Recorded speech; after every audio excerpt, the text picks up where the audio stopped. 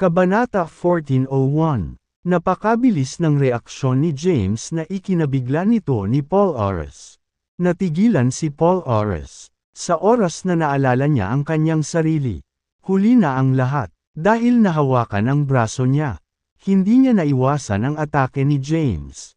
Nakataas lang ang kabilang braso at pilit na hinarang ang atake ni James. Boom! Dalawang malalakas na true energies ang nagbanggaan. At ang tunog ng pagsabog ay umalangaw sa buong bundok.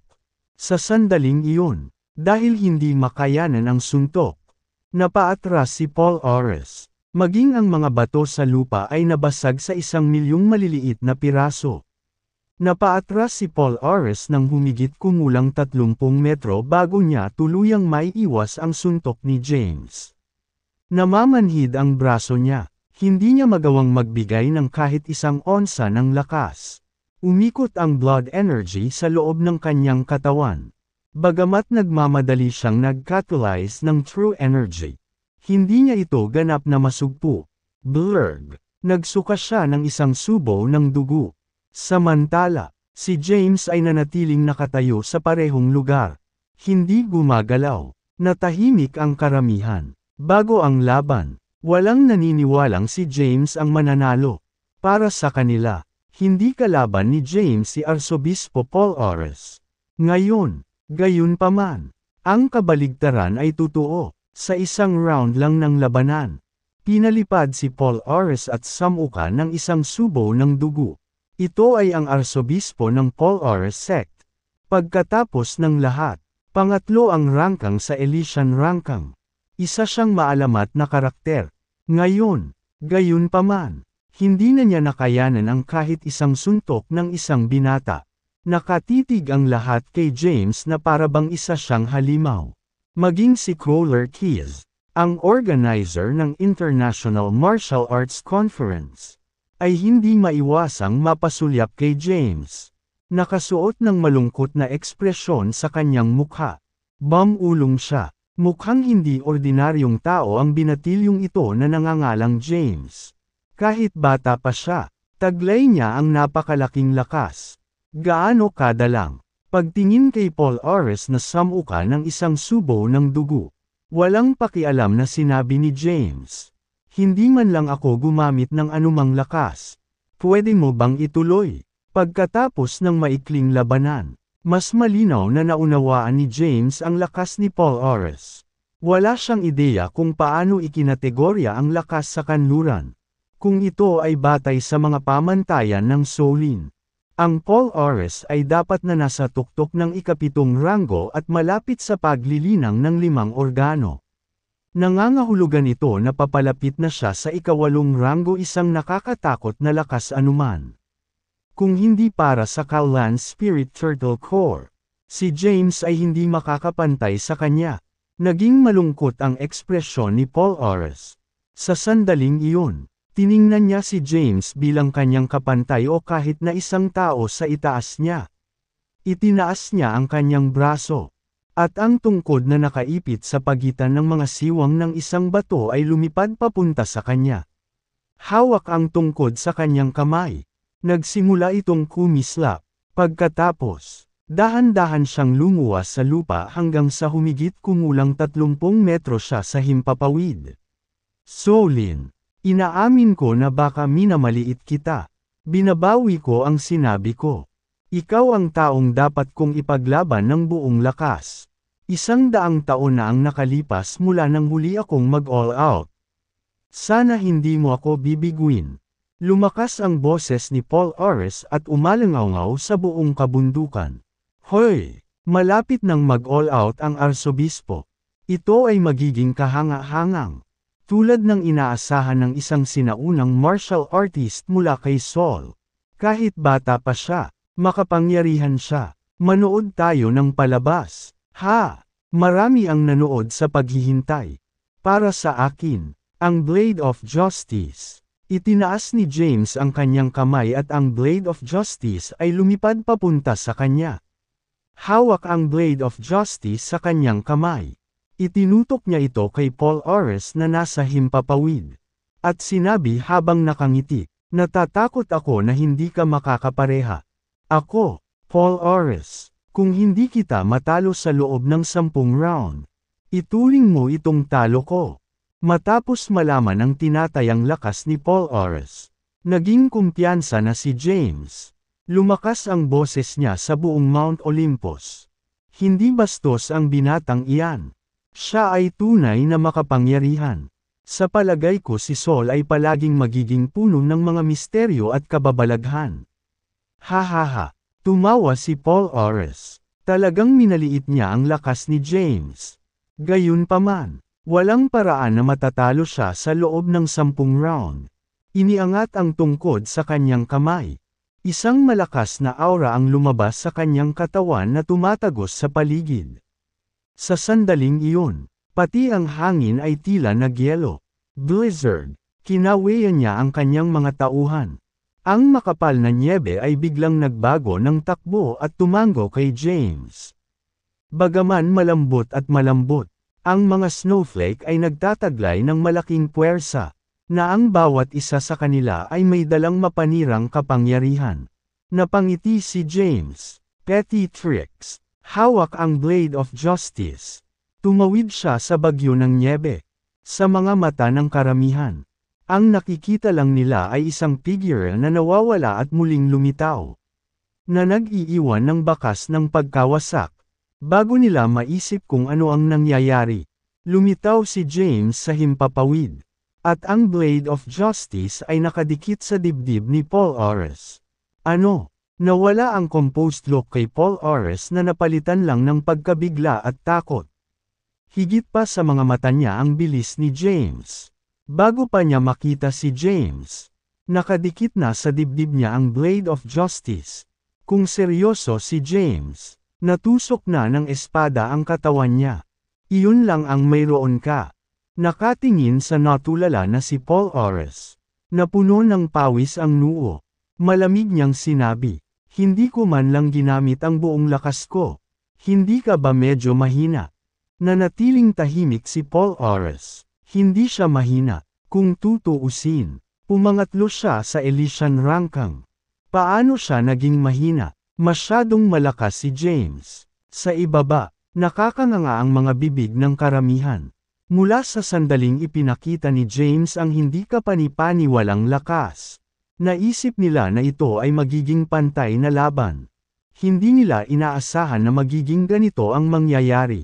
Sa isang galaw lang, natalo na si Paul Ores. Kung pinili ni James na huwag siyang patawarin, ang kanyang katawan ay tinusok ng Blade of Justice. Habang pinapanood ito mula sa malayo, naging malungkot ang ekspresyon ni Lupjan. Bumulong siya. Nakakatakot. Tumawid lang siya sa ika-7 ranggo sa Mount Thunder Conference. Sa loob ng 2 buwan, tumawid siya sa ika-8 ranggo. Alam ni Lupjan kung gaano kalakas si James sa sandaling hamampas siya.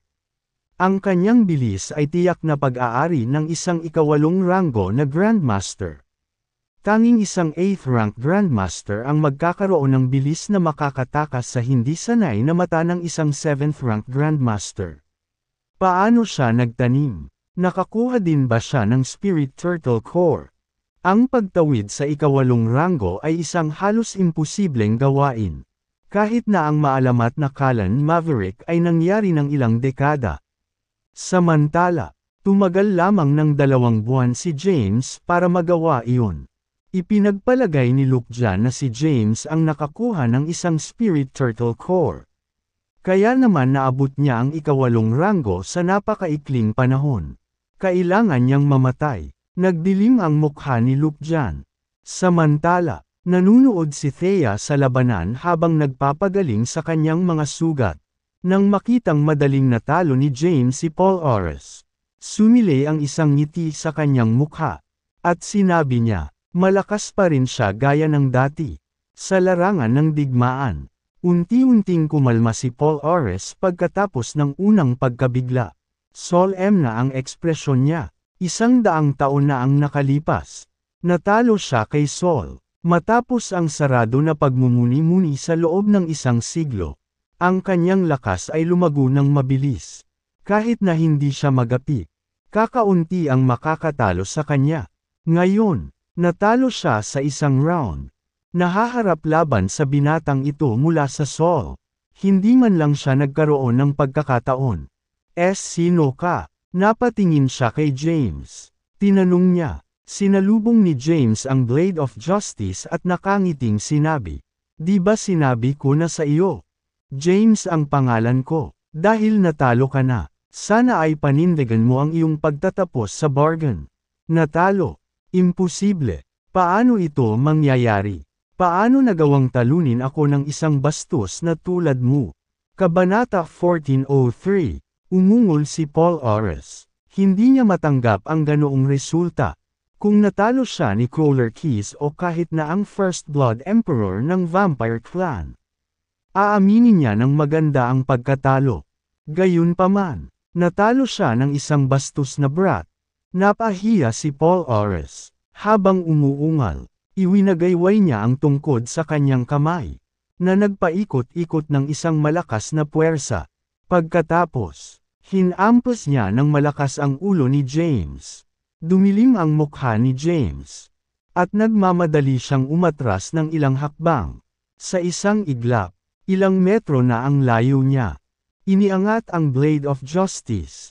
Nilaslas niya ang espada. Nakipagsagupaan ang Blade of Justice sa mga tauhan. Nasa itaas si James, habang si Paul Ores ay nakataas ang staff para makayanan ang pressure ni James. Dahil malakas ang puwersa ni James, dahan-daang itinulak pababa si Paul Ores. Clack! Pagkababa ng ilang metro, naputol ang staff sa dalawa. Si Paul Ores ay nasugatan ng nakakatakot na sword energy na sumambulat. Parang saranggola na walang string. Bumagsak siya sa lupa. Boom! Nayanig ang lupa. Ang kalahati ng kanyang katawan ay nabaon sa malalim na nyebe habang paimpol siyang nakahiga sa lupa na hindi kumikibo. Natahimik ang karamihan. Sinalubong ni James ang Blade of Justice at bumaba mula sa langit. Tuloy-tuloy na lumampas sa lupa. Tumingin kay Paul Ores na samuka ng isang subo ng dugo. Lumapit ito sa kanya at tumingin sa kanya mula sa itaas. Mas mahina ka kaysa sa akin. Patay ka na sana kung hindi dahil sa pagpapagaan ko sa'yo. Ikaw, Blurred, sa galit. Samuka si Paul Ores ng isang subo ng dugo at nawalan ng malay. Hindi pinansin ni James ang walang malay na si Paul Ores at tumalikod na lang para umalis. Nakahanap siya ng isang liblib na lugar at umupo sa isang lotus position. Ang ilang mga martial artist ng Paul Ores sect ay nagmamadaling kinaladkad si Paul Ores palabas ng snow at dinala siya sa ibang lugar upang pagalingin ang kanyang mga sugat. Kahit na ang labanan ay tila mapurol. Ito ay isang labanan sa pagitan ng pinakamakapangyarihang martial artist sa mundo. Hawak ang Excalibur sa kanyang kamay. Dahan-daang naglakad si Crawler sa gitna at iniskan ang kanyang paligid. Nanatiling nakatutok ang tingin niya kay James ng ilang segundo habang lumingon siya sa mga tao. As expected of an ancient martial artist from Seoul. Napakagandang labanan iyon. Ang labanan ni James laban kay Arsobispo Paul Ores ay ang pagbubukas ng International Martial Arts Conference. Huwag mag-atubiling hamunin ang sinumang gusto mo. Lumakas ang boses ni Crawler sa buong Mount Olympus. Kaagad, may humakbang para hamunin ang mga martial artist sa Elysian Rangkang. Hindi inaalala ni James ang kanyang sarili sa mga labanang naganap. Hindi siya umalis sa halip ay hinintay na magkalayo si Paul Ores. Gusto niyang hilingin sa kanya na imbestigahan ang kinaroroonan ni Delilah. At the same time, na-curious siya kung ano ang ginagawa ni Luke dyan. Hindi lang iyon. Gusto niyang makita kung gaano kalakas ang sect leader ng Celestial Sect at kung paano nagawa ng sekta na maalis ang sinaunang martial world sa loob lamang ng 2 buwan. Maraming hindi kilalang tao ang naghamon sa mga martial artist sa Elysian Rangkang. Ang ilan ay nagwagi, habang ang ilan ay natalo. Ang mga natalo ay tinanggal sa rangkang habang ang mga pangalan ng mga nanalo ay nakalista sa kanilang lugar. Matamang pinagmamasdan ni James ang larangan ng digmaan. Ibang-iba ang Shaolin martial arts sa kanilang dayuhan. Mga katapat, ang huli ay kakaiba at hindi mahuhuli. Habang siya ay abala sa kanyang mga iniisip, isang boses ang dumating. Hindi masama, anak. Ibinaling niya ang kanyang ulo. Isang tao ang lumitaw sa bato sa tabi niya nang wala saan. Nakasuot ng itim na kapote ang lalaki at maikli ang buhok. Natakpan ng silver mask ang kalahati ng mukha niya. Gayunpaman, nakikilala siya ni James mula sa kanyang boses. Bakit ka nandito? Akala ko hindi ka na darating. Nag-alala ako matapos marinig na nandito si Luke Jan. Kaya naparito ako. Kabanata 1404. Pamilyar kay James ang boses ng lalaki. Si Callan Maverick iyon. Noon, sinabi niyang hindi siya pupunta sa Durandal at Mount Olympus. Sa huli, dumating siya nang walang pakialam. Nakayuko sa bato sa tabi ni James. Humihit-hit ng sigarilyo si Callan. Habang pinagmamasdan niya si Luke Jan at ang mga martial artist mula sa Gu sect. Naging malungkot ang kanyang ekspresyon. Hindi ko pa nakukuha ang lahat ng lakas ko. Ngunit nang marinig ko na narito si Luke Jan at ang ilan sa Gu sect. Pumunta ako rito dahil nag-aalala ako na baka wala silang pakinabang. Sa nakalipas na 100 taon, si Luke Jan ay nanatiling mababang profile habang nag-aabang ng kanyang oras. Isa siyang tuso at nakakatakot na tao. Sinabi ni Callan kay James ang kanyang mga layunin. Nakatingin kay Luke Jan sa malayo. Sinabi ni James sa mahinang boses. Bakit sa tingin mo dinala ni Luke Jan ang Gu sect dito sa Durandal? Paano ko malalaman? Nga pala, actress muna ako. Marami pa ring nagtatago sa lilim. Kailangan kong mag-ingat na hindi sinasadyang ibunyag ang aking pagkakakilanlan. Hindi nagtagal si Callan. Tumango lang siya at tumalikod na para umalis. Hindi nagtagal. Wala na siya. Nagtatago sa mga anino. Hinaplos ni James ang kanyang baba habang iniisip iyon. Sino ang tinutukoy ni Callan? Sila kaya ay mga sinaunang martial artist mula kay Saul. Pagkatapos ng maikling pagmumuni-muni, isinantibi niya ang kanyang mga iniisip nang mapansin niyang gising na si Paul Ores. Naglakad siya papunta sa kanya. Bago pa siya makalapit sa kinaroroonan ng Paul Ores sect. Lahat ng martial artist ay tumingin sa kanya. Alerto, ang ilan ay nag-awit pa ng kanilang mga armas. Napatingin si James sa kanila. Ang isang sulyap ay sapat na upang magpadala ng panginginig sa kanilang mga gulugod. Unconsciously, napaatras sila. Casual na lumapit si James kay Paul Ores. Nang makita si Paul Ores na nakapatong sa isang bato, sumili ang ngiti sa kanyang mukha. Ayos ka lang ba, Arsobispo Paul Ores? Iyu, namutla ang mukha ni Paul Ores. At ibinuka niya ang kanyang bibig. Nakangiting sabi ni James, Doktor po ako, gusto mo bang tingnan ko ang mga sugat mo? Sinusubukan mo akong ipahiya, James. Umungol si Paul Ores. Gayunpaman, ang kanyang pagsigaw ay nagpolola sa kanyang mga sugat. At siya ay samuka ng isang subo ng dugo. Sa mga mata niya, nandito si James para ipahiya siya. Ano ang sinasabi mo, Arsobispo Paul Ores? Bakit ako nandito para ipahiya ka? Nandito lang ako para magtanong. Tanong mo at pagalingin mo ang iyong mga sugat habang ako ay naruroon. Tsaka hindi naman ako nag-all out. Ikaw ang nagtatangkang tambangan. At wala akong ibang magawa kundi ang gumanti. Ganun pa man, pinigilan ko ang true energy ko. Kung hindi, patay ka na. Ibinuka ni Paul Ores ang kanyang bibig. Ngunit walang salitang lumabas mula rito. Hinawakan ni James ang braso niya. Anong sinusubukan mong gawin?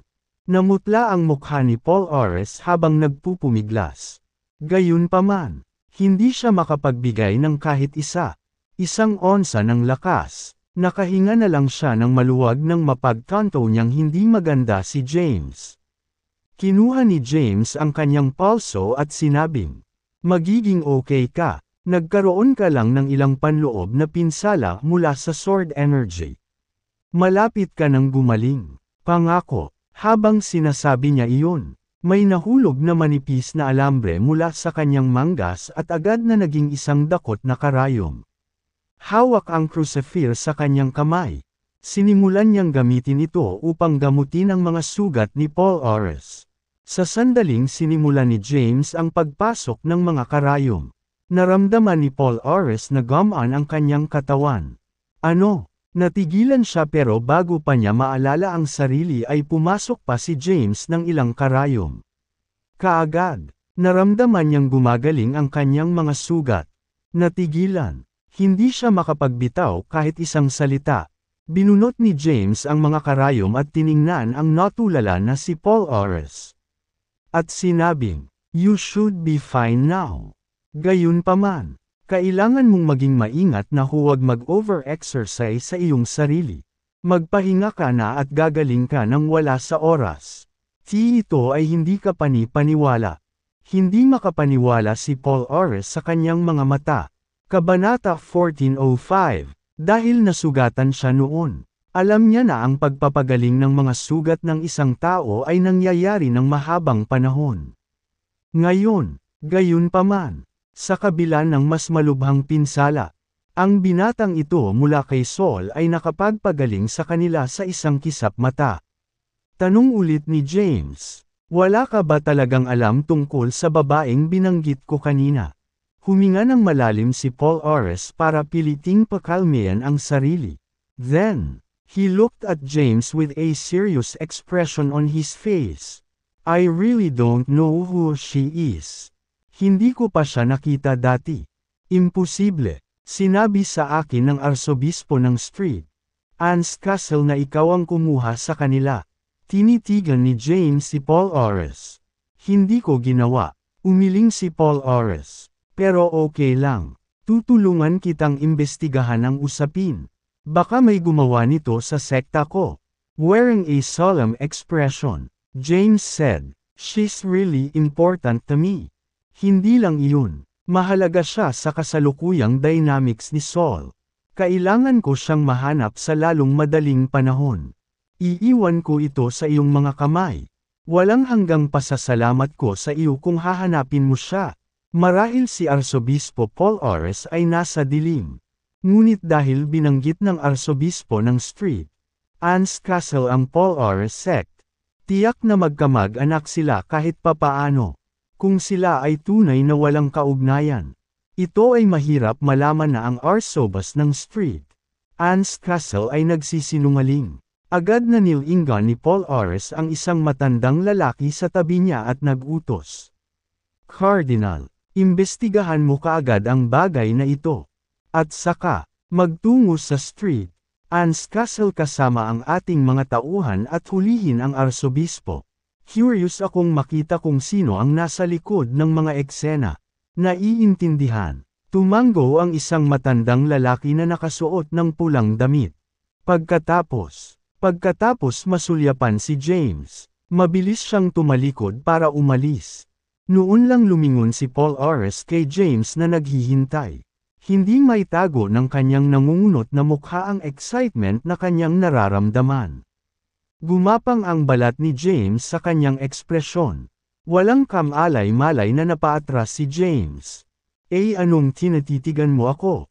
Tumayo na si Paul Ores at nakaupo sa bato. "Kahanga-hanga ka talaga, sa kabila ng pagsasanay ng martial arts sa loob ng isang taon. Madali akong natalo sa iyo. Sino ang iyong Panginoon? Mas makapangyarihan ba ang iyong amo kaysa sa iyo?" Ngumiti si James at sinabing, "Wala akong master. Pero kung kailangan ko talagang pumili ng isa, masasabi ko lang na matagal na siyang patay.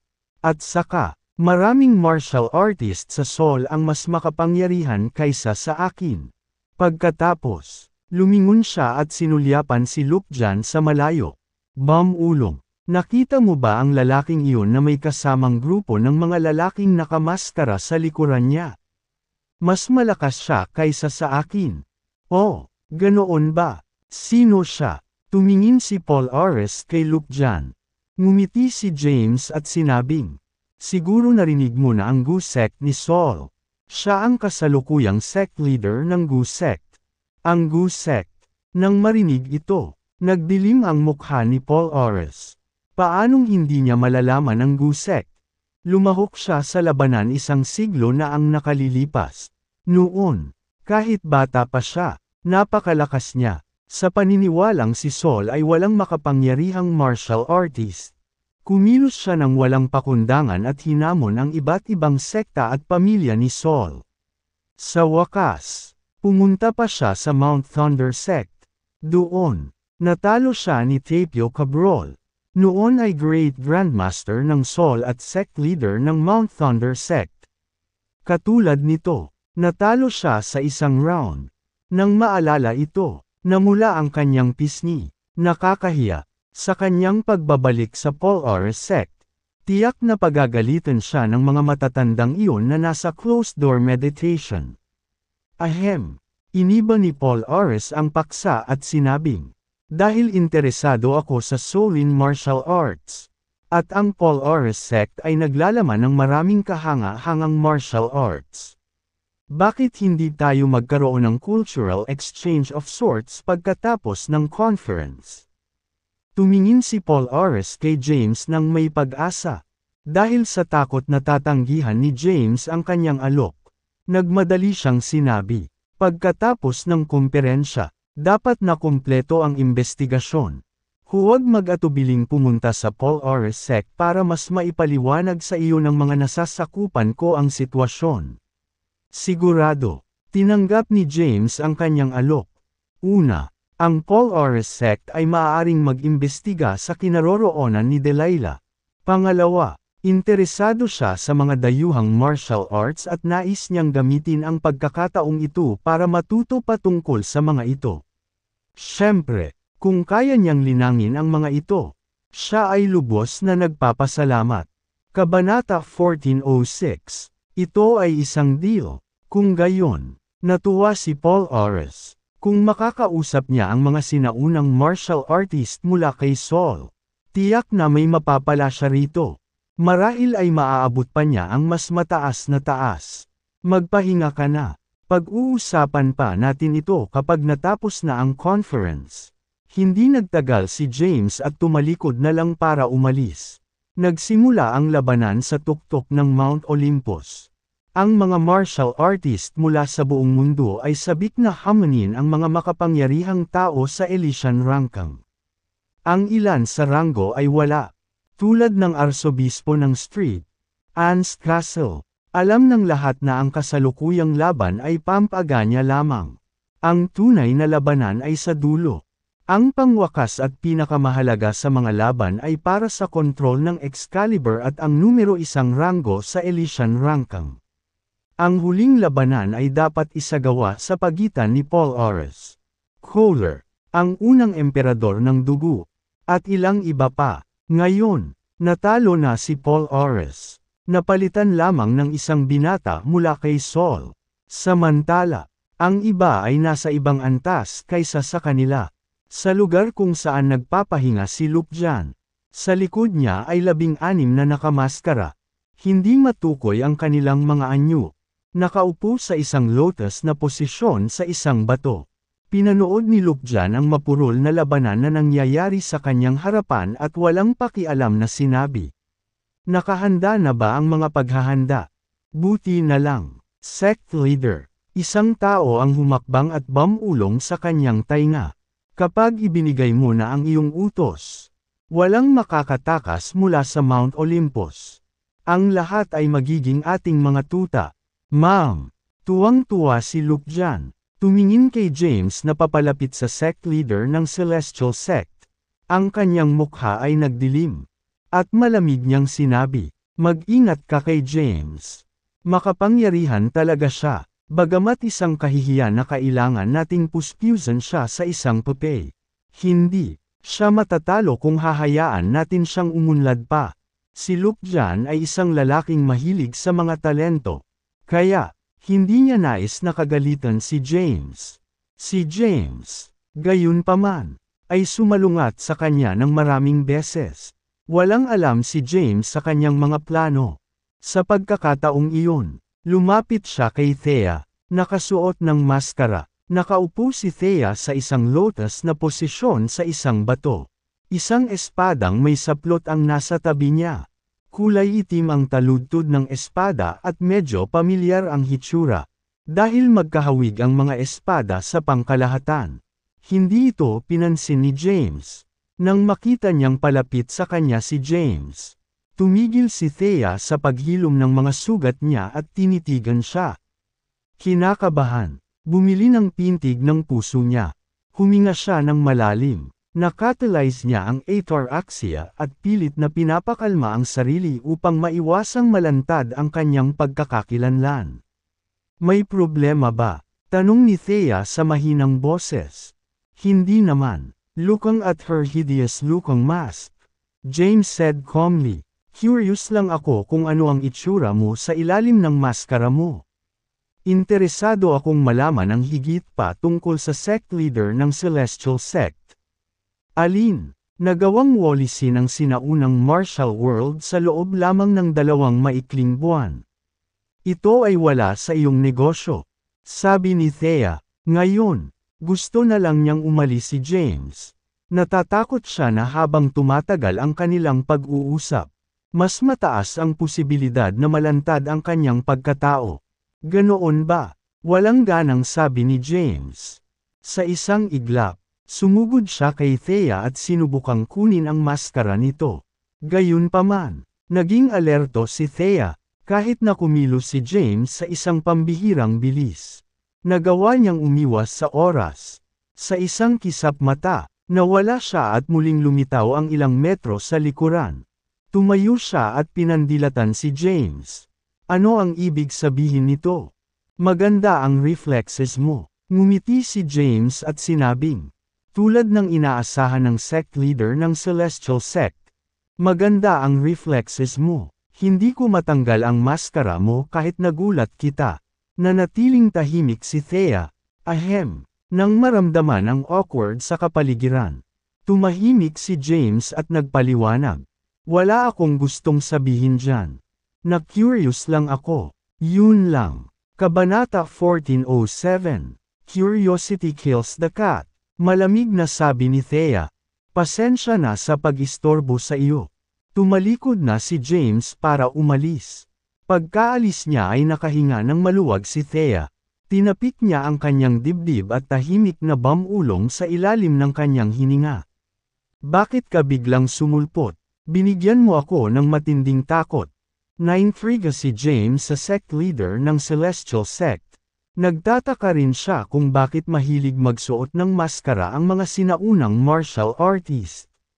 Ang Gu Sect, ang God King Palace, ang sect leader ng Celestial Sect, at maging si Callan Maverick ay nagsuot ng maskara. Bahagya siyang umiling at isinantabi ang mga iniisip. Pagbalik sa kanyang upuan, ipinagpatuloy niya ang panunood ng labanan sa pagitan ng mga martial artist. Ang labanan ay tumagal ng 2 araw. Bukod sa nag-iisip 10 sa Elysian Rankang, ang iba ay sumailalim sa matinding pagbabago. Ang ilang mga batikang martial artist ay natalo. Napalitan lamang ng mga hindi pamilyar na mukha. Sa ikatlong umaga, pagkatapos ng ilang araw ng pakikipaglaban, nawala ang mga ulap, at huminto ang nyebe. Isang umaga na alpenglow ang mainit na kumikislap sa kalangitan. Sa pagsikat ng araw, hindi na napigilan ni Lukjan ang sarili. Sa isang kisap mata, lumitaw siya sa gitna ng larangan ng digmaan at bumaba.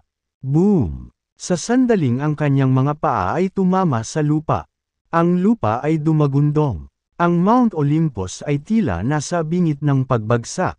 Dahil sa hitsura ni Lukjan, nagkagulo ang mga tao. Anong kapangyarihan? Maaaring maramdaman ang pagyanig sa Mount Olympus bago pa man siya kumilos. Marami ang natigilan. Nang makitang kumilos si Lukjan, naging malungkot ang ekspresyon ni James. At bamulong siya. Ipapakita na ba niya ang kanyang kamay? Matapos ang ilang araw na pagpapagaling, gumaling na ang mga sugat ni Thea. Nang makitang kumilos na si Luke Jan, hindi niya namamalayan na hinawakan ang malevolent sword.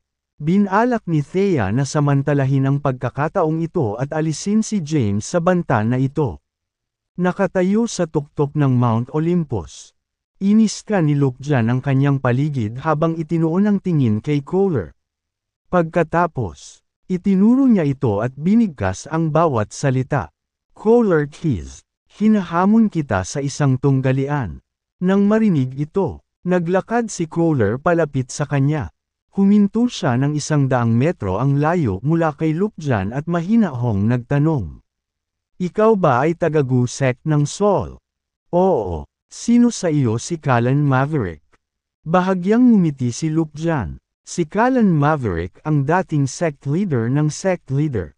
Natatakot ako na patay na siya. Ako ang kasalukuyang sect leader. Patay na siya. Nadismaya si Kohler. Pinangarap niyang makalaban si Callan. Ngayon, gayunpaman, pumanaw na si Callan sa harap niya. Pagkatapos, tumingin kay Luke Jan.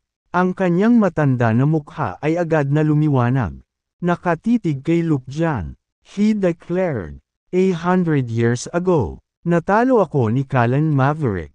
Dahil ikaw ang kasalukuyang sect leader ng Sioux sect, matatalo kita at aayusin ang score. Dahan-dahan niyang hinayla ang Excalibur. Sa sandaling umalis ang espada sa kaluban nito. Naglabas ito ng liwanag na nakakabulag na kahit si James ay umiwas ng tingin. Nakakabulag. Natigilan si James. Kahit na wala siyang alam tungkol sa Excalibur. Batay sa nakasisilaw na ningning nito. Hindi ito maaaring isang ordinaryong espada. Swish! Sinimangutan ni Kohler si Excalibur. Ang espada ay nagpalabas ng gininto ang liwanag na parang miniature na araw. Hawak ang Excalibur sa kanyang kamay. Si Kohler ay isa na ngayong ganap na ibang tao. Ngayon, siya ay tila isang Diyos na bumaba sa kaharian ng mga tao.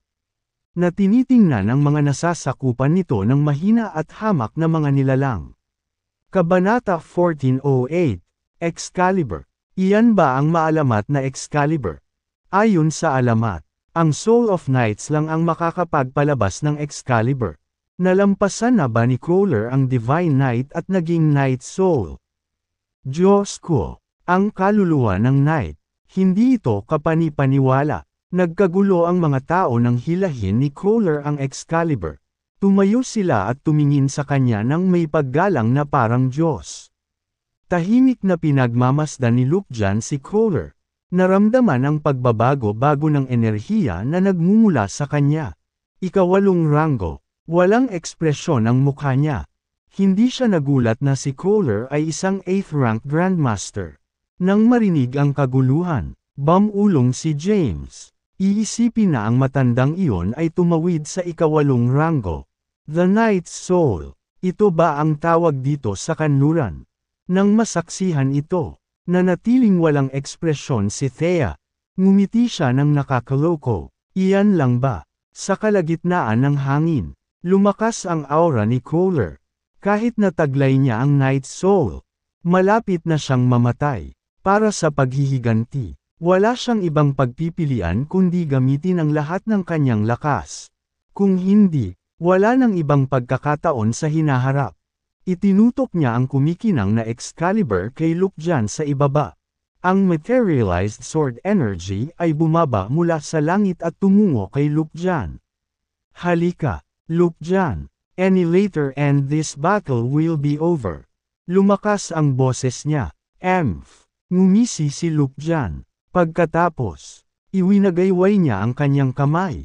At ang malakas na enerhiya ay pinakawalan mula sa kanyang manggas na madaling nakatiis sa pagsabog ng sword energy. Ang sword energy ay nabasag at nagkalat sa paligid. Dumagundong. Sumabog ang lupa sa paligid niya at nagdulot ng malaking pagkawasak. Sa isang iglap, ang lupa ay dumagundong. At ang Mount Olympus ay yumanig ng malakas. Tumakbo. Ito ay isang labanan sa pagitan ng mga superpower.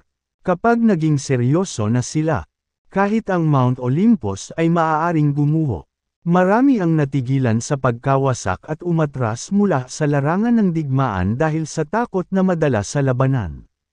Ang pagkilos ni Luke Jan ay nagpakita ng malaking kapangyarihan. Ang kanyang lakas ay hindi mas mababa kaysa kay Crawler. Mabuti, ungol ni Crawler, kalahati, tulad ng inaasahan ng pinuno ng Gusek. Tinalo ako ni Kalan Maverick ng Gusek 100 taon na ang nakalilipas. Ngayon, matatalo kita at patutunayan na ang Knights ay walang talo. Taglay ko ang Knight's Soul at Excalibur. Mabuhay ang Knights! Umalangaw-ngaw ang boses ni Crawler sa buong kabundukan. Hawak sa kamay niya si Excalibur.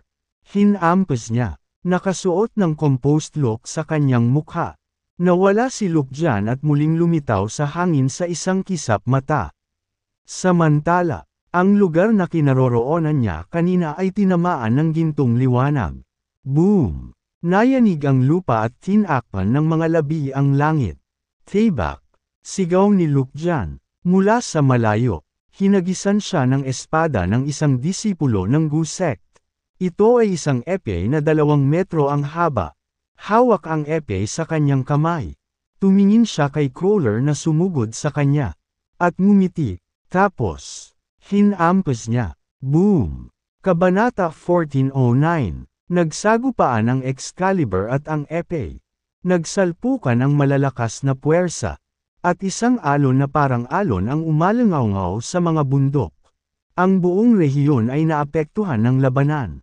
Bumagsak ang mga bundok at yumanig ang lupa. Maraming martial artist ang mga umatras mula sa Mount Olympus. Iilan lamang ang tiwala sa kanilang mga kakayahan ang nanatili. Kasama nila si James. Kahit na ang ripple effect ng labanan ay mapanira. Siya ay isang 8 ranggong Grandmaster din. Hindi naman siya naapektuhan nito. Isang matinding labanan ang naganap sa kalangitan. Armado ng epee, nakipagsagupaan si Luke Jan kay Crawler na nakahawak sa kamay ni Excalibur. Kahit na ang epee ay mas mapurol. Ito ay nagtataglay ng nakakatakot na mapangwasak na kapangyarihan. Unti-unting nawala si Crawler na nakahawak sa Excalibur sa kanyang kamay. Mamatay! Angal ni Luke Jan. Lumitaw siya sa likod ni Crawler sa bilis ng kidlat. At ang kanyang epee ay nagradiated ng 100 ilaw. Pagkatapos, ang mga ilaw ay nagtagpo sa isang iglap. At mabilis niyang hinampas ang likod ni Crawler. Habang dollar ang reflexes ni Crawler. Nataman siya sa paggalaw. Shure sa harapan. Samuka siya ng isang subo ng dugo. Sa mahalagang sandali na iyon, nagawa niyang lumiko sa oras at nilasla si Excalibur. Isang malakas na sword energy ang sumambulat at tumama kay Luke Jan. Gayunpaman, madaling pinalihis ni Luke Jan ang pag-atake. Ang kinalabasan ay tinutukoy. Nang makita ito, alam ni James na malapit nang matapos ang labanan. Kahit malakas si Crawler, malayo pa rin siya kay Luke Jan. Ang huli ay matagal nang tumawid sa 8 ranggo. Ngayong naabsorb na niya ang Spirit Turtle Core. Ang kanyang lakas ay tumaas ng mabilis. Ang kanyang tunay na enerhiya ay labis na nakakatakot na si Crawler ay walang pagkakataon laban dito. Sa sandaling iyon, mapatla ang mukha ni Crawler. At tumutulo ang dugo mula sa kanyang mga labi. Hindi na kuminang ang Excalibur. Habang nakatingin kay Luke Jan na hindi makapaniwala. Sumigaw siya. Imposible. Taglay ko ang Soul of Knights at kinuha ang Excalibur. Paano mo nagagawang magkaroon ng ganoong lakas? Hindi siya makapaniwala na ang isang sinaunang martial artist mula kay Saul ay magkakaroon ng ganoong lakas. Sagot ni Luke Jan. Hindi man lang niya ginamit ang lahat ng kanyang lakas. Ito ay Palm. Hawak ang epee sa kanyang kamay. Humakbang siya papunta sa hangin at naglakad patungo sa malubhang na sugatan na si Crawler. Sa bawat hakbang niya, nanginginig sa takot ang puso ni Crawler. Ang mga martial artist sa labas ng Mount Olympus ay pinanood ito ng hindi makapaniwala. Akala nila magiging patas ang laban. Gayunpaman, sa loob lamang ng ilang round, si Crawler Keys na pumapangalawa sa Elysian Rankang at wielder ng Excalibur, ay malubhang nasugatan. Parang hindi niya kayang ipagpatuloy ang laban. Ganon ba kalakas ang mga martial artist mula kay Saul? Una, ito ay isang binata na ang pangalan ay James Caden.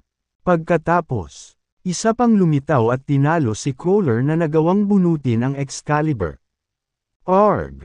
Hindi ako matatalo. Mabuhay ang Knights! Itinaas ni Crawler si Excalibur at binuhay ito ng buong lakas sa loob ng kanyang katawan.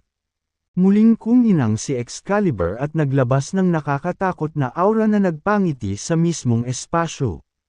Ang mga bundok ay nagkawatak-watek at gumuho. Dumagundong. Nayanig ang lupa. At pinawi ng mga labi ang langit.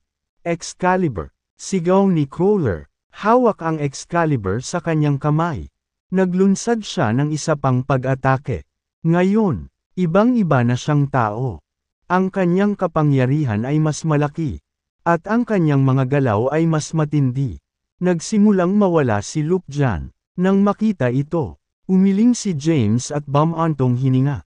Inubos na ni Crawler ang lahat ng kanyang lakas. Mapilayan siya pagkatapos ng labanang ito. Mabuhay man siya, hindi siya mabubuhay ng matagal. Kabanata 14:10. Masasabi ni James ang kalagayan ni Crawler sa isang sulyap. Bagamat siya ay nakakakuha ng lupa at nagpakita siya ng higit na kapangyarihan kaysa dati. Alam ni James na naubos na niya ang lahat ng kanyang lakas. Pagkatapos ng labanang ito, manalo man siya o matalo, mabubulok ang kanyang mga organo. Maaari lamang siyang mabuhay para sa karagdagang 3 buwan sa karamihan. Hindi ito pinansin ni James at nagpatuloy sa panunood ng laban. Alam din ni Luke Jan kung ano ang ginagawa ni Crawler. Kahit buong lakas, hindi siya kayang talunin ni Crawler. Gayunpaman, dahil mayroon siyang iba pang mga bagay na dapat asikasuhin pagkatapos ng labanang ito. Hindi niya ginawa ang lahat laban kay Crawler ngunit sa halip ay umiwas sa kanyang mga pag-atake upang mapanatili ang kanyang lakas. Ang matinding labanan ay naganap sa kalangitan. Hawak sa kamay ni Excalibur. Galit na hinampas ni Crawler. Nagsimulang mawala si Luke Jan. Gayunpaman, ito ay tumagal lamang ng 1 minuto. Pagkaraan ng 10 minuto, nagsimulang hamina ang lakas ni Crawler. Sa sandaling iyon, hinampas ni Luke Jan. Sinamantala niya ang pagkakataon at sumulpot sa likod ni Crawler sa isang iglap. Pagkatapos, nilaslas niya ang braso gamit ang epee. Ang braso ni Crawler ay hiniwa sa kalahati. At si Excalibur sa kanyang kamay ay nagsimulang mahulog. Mabilis na hinawakan ni Luke Jan si Excalibur bago ito bumagsak sa lupa. Masyadong mabilis ang tides. Ilang sandali lang ang nakalipas. Si Crawler ay hindi natalo. Pumipindot pa sulong at tinanggihan ang silid ng paghinga ni Luke Jan. Sa isang iglap, natalo si Crawler. Ang kanyang braso ay hiniwa. At nawala ang Excalibur. Parang saranggola na walang string. Bumagsak siya sa lupa. Boom! Bumagsak ang kanyang katawan sa tambak ng mga durog na bato. Natahimik ang karamihan. Mula sa malayo, hindi makapaniwalang pinanood ito ng mga martial artist. Walang inaasahan na matatalo si Crawler ng ganoon lang. Hawak ni Luke Jan si Excalibur sa hangin. Pagtingin sa kumikinang na espada, puno ng pang-aalipusta ang kanyang mukha. Sanang magbantay sa tingin ng mga tao.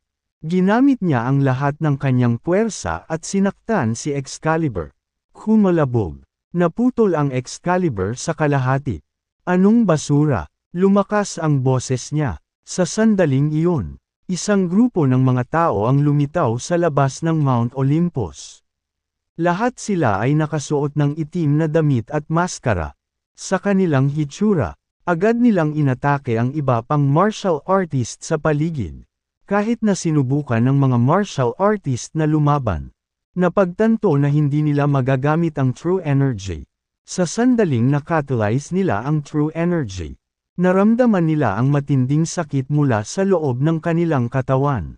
Hahaha, Pagtingin sa mga martial artist na nasakop ng Gu sect, tumawa si Luke Jan. Nakaramdam ng kaguluhan sa labas ng Mount Olympus at ang hitsura ng Gu sect na sumikop sa maraming martial artist sa paligid. Bumulong si James. Ano ang ginagawa niya? Kahit na hindi niya alam kung ano ang pinaplano ni Luke Jan. Alam niyang kailangan niya itong pigilan. Hawak ang Blade of Justice sa kanyang kamay. Lumakad siya palapit sa kanya. Ang kanyang boses ay umalangaw-ngaw sa buong bundok. Hayaan mo akong hamunin ka sa isang tunggalian. Luke Jan. Nang makita si James, dumilim ang mukha ni Luke Jan. At malamig niyang sinabi, may death wish ka, hindi ba? Dahan-daang lumapit sa kanya si James at inilibot ang paningin sa paligid. Sa di kalayuan, marami na ang nasakop ng Gu sect. Lahat sila ay labanan ang Olimphang inalis mula sa Mountos. Gayunpaman, ang ilan ay pinabayaan ng Gu sect. Lahat sila ay nakasuot ng pulang damit. At kalahati lamang ng kanilang mukha ang nahayag. Malabo, kitang-kita ni James ang kanilang matanda at lukot na mukha. Kabanata 14:11. Baka galing sila sa vampire clan. Nagsalubong ang kilay ni James. Mahiwaga ang angkan ng vampire. Kung tungkol sa mga detalye, walang ideya si James. Dahil iniwan ng Gu sect ang vampire clan. Dalawa lang ang posibilidad. Ang una ay si Luke Jan ay natatakot sa kanila. Nahirapan itong paniwalaan ni James. Sa pagkakataong iyon, iisang posibilidad na lang ang natitira. Nakipag-alyansa si Luke Jan sa angkan ng vampira. Sa pag-iisip tungkol dito, naging malungkot ang ekspresyon ni James. Whoosh! Sa isang kisap mata, lumitaw si James sa himpapawid at tumingin kay Luke Jan na may hawak na epee sa kanyang kamay. Nakasuot ng walang ekspresyong tingin. Binibigkas niya ang bawat salita. Sect Leader Luke Jan Owen, nagsumikap ka ng husto para makarating sa Mount Olympus.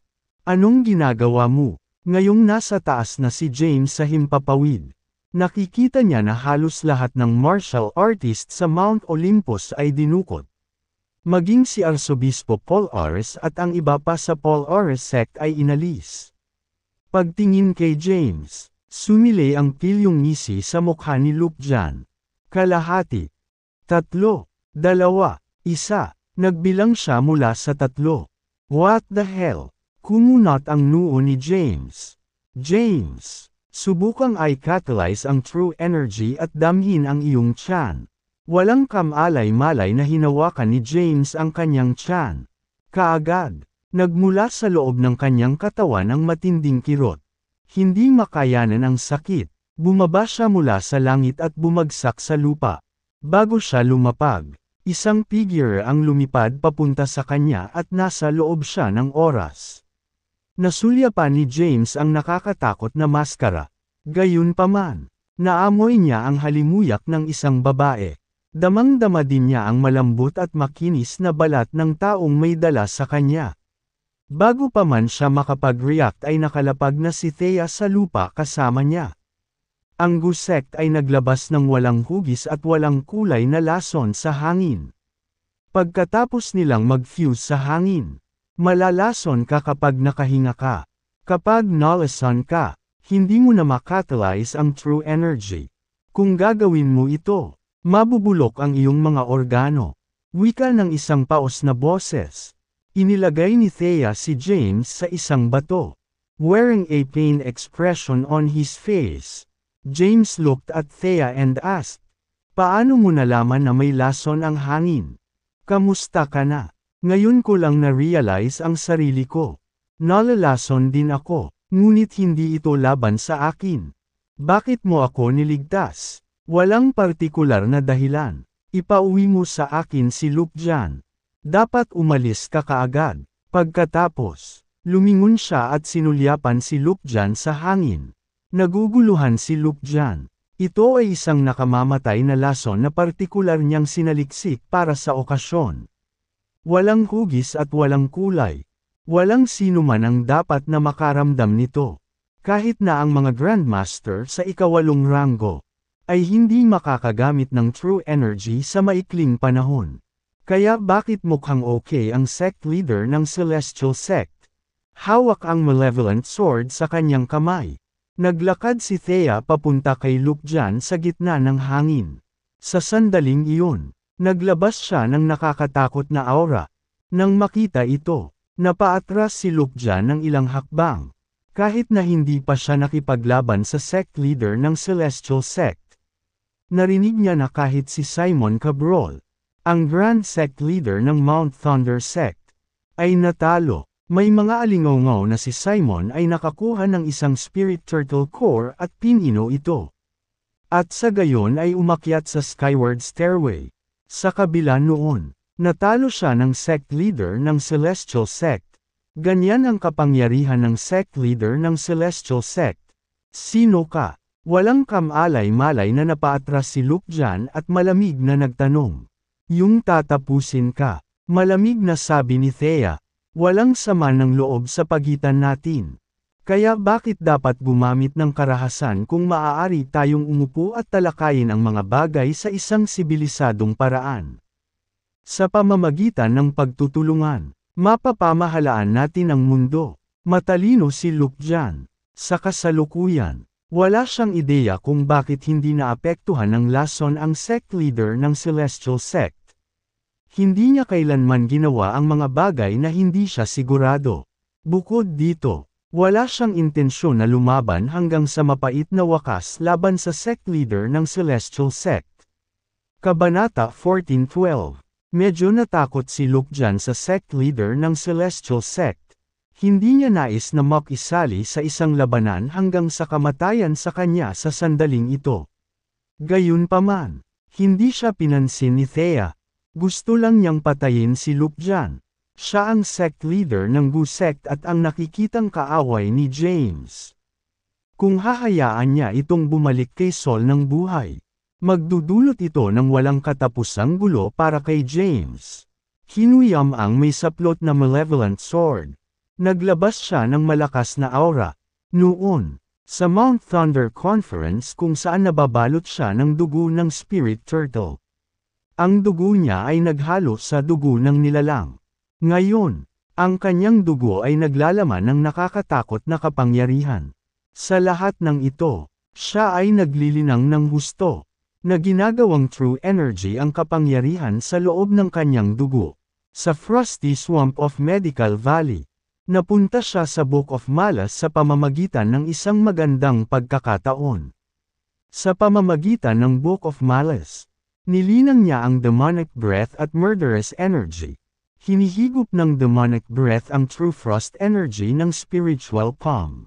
At ang kanyang true energy ay umabot sa mas mataas na taas.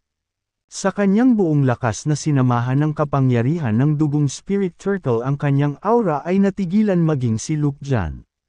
Nakakatakot na aura, si Lukjan, gayunpaman, ay hindi natatakot sa sect leader ng Celestial Sect. Iyon ay dahil tiwala siya sa sarili niyang lakas. Nagulat na lang siya sa lakas nito. Blood Emperor, sigaw niya, sa ibaba. Dahan-daang lumapit sa kanya ang isang lalaking naka-red robe na nakasuot ng sombrero. Bagamat napakabagal niyang paglalakad, isa lamang itong ilusyon. Sa isang kisap mata, nagpakita siya sa langit. Kahit na siya ay lumitaw na sa himpapawid. Ang kanyang anino ay nasa lupa pa rin at mabagal na gumagalaw. Ang mga labi ng anino ay unti-unting naglaho at sumanib sa kanyang katawan. Blood Emperor, ipauubaya ko sa iyo ang sect leader ng Celestial Sect. Maghintay ng oras habang pinapatay ko si James. Sabi ni Lukjan, ipauwi mo sa akin ang lahat. Nagsalita ang unang emperador ng dugo sa paus at mababang boses. Napasulyap si Thea sa mukha niya. Ang mukha ng lalaki ay matanda na at lukot at walang kulay. Ang Vampire Clan. Ang First Blood Emperor na nakarank sa tuktok ng Elysian Rankang. Nagdilim ang mukha ni Thea. Bago siya dumating, sinaliksik niya ang Elysian Rankang at alam ang mga pangalan ng ilang makapangyarihang martial artist. Sa totoo lang, Hindi siya nag-aalala tungkol sa karamihan ng mga tao. Ang First Blood Emperor, gayunpaman, ay isang kilalang figure, 100 taon na ang nakalilipas. Dinala niya ang pagkamatay at pagkasira ng mga sinaunang martial artist ng Seoul. Maraming namatay sa kanyang mga kamay. Siya ay isang nakakatakot na nilalang kahit isang siglo na ang nakalipas. Kinilig si Thea sa kakaisip sa lakas niya ngayon. Gayunpaman, nang marinig na papatayin ni Lukjan si James, agad siyang nataranta. Nilibot niya ang Blood Emperor at humarap kay Lukjan. Malamig na sinabi, "Sa ibabaw ng aking patay na katawan." Bahagyang ngumiti si Lukjan at nagmamadaling umalis. Hinabol ni Thea, gayunpaman, hinarangan siya ng Blood Emperor. Sinabi niya sa paos na boses, "Sect leader ng Celestial Sect, sana ay maaliw mo ako." Scram! Umungol at nilaslas ni Thea ang malevolent sword na may saplot pa. Bagamat nakatikip ang espada, si Thea ay nasa tuktok na anyo, at ang kanyang kapangyarihan ay napakalaki. Madali niyang sirain ang anumang bagay sa kanyang landas kung gugustuhin niya. Isang slash ng malevolent sword ang nagdulot ng panginginig sa gulugod ng Blood Emperor. Narinig niya mula kay Lukjan na ang sect leader ng Celestial Sect ay isang nakakatakot na nilalang. Gayunpaman, hindi niya inaasahan na gagawa siya ng gayong marahas na pagbabago-bago ng enerhiya sa isang welga. Hindi siya kumuha ng pagkakataon at umiwas sa atake nito. Kabanata 14:13. Samantala, sinamantala ni Thea ang pagkakataon at hinabol si Lukjan. Walang kalaban-laban si James kay Lukjan matapos malason. Gayunpaman, pinigilan ng Blood Emperor si Thea sa kanyang landas muli. Damn it! Nagmura siya. Pagkatapos, gumawa siya ng isa pang pag-atake. Sa pagkakataong ito, hindi umiwas si Blood Emperor. Sa halip, iniwas niya ang atake ni Thea. Ang kanyang martial art ay medyo nakakaintriga. Bagamat nagkonsentrol si Thea ng true energy, hindi niya kayang harapin ang anumang pinsala sa kanya. Nagpapatuloy ang labanan sa kalangitan. Sa ibaba, nakaupo si James sa isang lotus na posisyon sa isang bato at siniyasat ang kanyang kalagayan. Napagtanto niya na may gu sa loob ng kanyang dugo. Sa pag-catalyze ng true energy, ang gu ay magsisimulang mapunit ang kanyang laman, na nagdulot sa kanya ng matinding sakit. Sa sandaling iyon, humarap si Lukjan kay James. Tumingin siya kay James, na mapotla ang mukha, at sumili ang ngisi sa kanyang mukha. "James, ayokong matapos ka ng ganoon kaga. Gayunpaman, nagpakita ka sa Mount Olympus at ginawa mong kaaway ako. Wala akong pagpipilian." Nagdilim ang mukha niya, "Pero para patayin ka." Pagkatapos, itinaas niya ang epee sa kanyang kamay at hinampas si James. Dumilim ang mukha ni James. At mabilis niyang nakatalyze ang true energy. Sa kabila ng matinding sakit sa loob ng kanyang katawan, nagawa niyang makaiwas sa oras. Ang batong kinalalagyan niya kanina ay nabasag sa 1,000,000 piraso. Lumitaw si James 100 metro ang layo. Gayunpaman, hindi nakayanan ang nakakapasong sakit. Bumagsak siya sa lupa at napaungol sa sakit. Bagamat nagsasanay siya sa sining ng medisina, nahulog siya sa mga panlilinlang ni Lukjan. Wala siyang magagawa tungkol kay Gu. "Not bad. Malakas ang tibay mo. Te-think na kaya mong tiisin ang sakit," sabi ni Lukjan. Hawak ang epee sa kanyang kamay. Naglakad siya papunta kay James. Napatingin si Lukjan kay James na namimilipit sa hapdi sa lupa at bumantong hininga. "Hindi talaga kita gustong patayin, James. Ikaw ay isang talento na may napakalawak na potensyal. Gayunpaman, dahil determinado kang lumaban sa akin, maaari lang kitang alisin. Nakakahiya na hindi mo masasaksihan ang aking kaluwalhatian sa mga palabas." Column. Sa sandaling iyon, isang figure ang sumugod sa kanya. Si Thea, ang nakalaya sa Blood Emperor. Bago pa man siya dumating, Isang nakakatakot na murderous energy ang umikot papunta kay Lukjan na parang bagyo. Nang maramdaman ang paparating na pagbabanta, mabilis niyang naiwasan ang pag-atake. Sa kanyang pag-iwas, sumabog ang lugar na kanyang kinaroroonan. Nayanig ang lupa, at umugang ang lupa. Mabilis na sinugod ni Thea si James at hinawakan siya. Pagkatapos, mabilis siyang umalis sa lugar. Kahit na gusto niyang gamitin ang pagkakataong ito at patayin si Lukjan. Dumating na ang Blood Emperor. Kaya, maaari lamang siyang sumuko sa kanyang layunin. O kung hindi, si James ay maaaring mahulog sa panganib. Pambihira ang bilis ni Thea. Hindi nagtagal, nawala siya sa mga bulubundukin ng Mount Olympus. Pagkaalis niya, ipinakita ang Blood Emperor kay Lukjan. What the hell? Nagdilim ang mukha ni Lukjan. At tinanong niya ito. Hindi mo ba kayang pigilan kahit isang tao lang? Nagkibit balikat ang Blood Emperor at sinabing, ang sect leader ng Celestial Sect ay talagang makapangyarihan. Siya ay nagtataglay ng puro true energy. Tsaka hindi naman sa akin ang bilis niya. Walang paraan na mapipigilan ko siya. Naging malungkot ang ekspresyon ni Lukjan. At sinabi niya, kung hahayaan natin siyang makatakas, magiging banta siya sa darating. Maraming dapat gawin sa ngayon.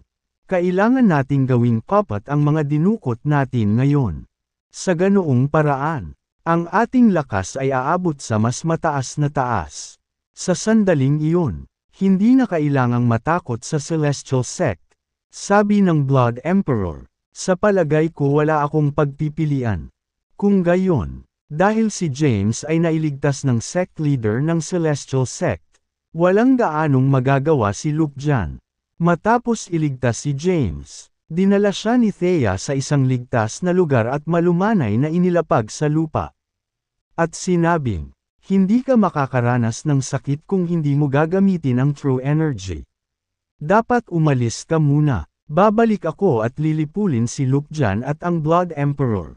Iniwan ni Thea si James at tumalikod na para umalis. Kabanata 14:14. Hoy! Sigaw ni James. Gayunpaman, umalis na si Thea. Sa isang kisap mata, nawala siya sa kanyang paningin. Nakakunot ang kanyang mga kilay. Bamulong si James. Sino ang sect leader ng Celestial Sect? Bakit niya ako niligtas ng ilang beses? Baka si Lolo. Naisip agad ni James ang kanyang lolo, si Thomas Caden. Sumagi sa kanyang isipan ang pag-iisip. Ngunit umiling siya, nakakaamoy siya ng bango sa taong iyon. Tsaka malambot at makinis ang balat niya. Bagamat nakamaskara siya, mahaba ang itim niyang buhok. Theoretically, dapat ay dalaga na siya. Sino kaya iyon? Hindi alam ni James ang pagkakakilanlan ng sect leader ng Celestial Sect. Hindi man lang niya iniisip si Thea.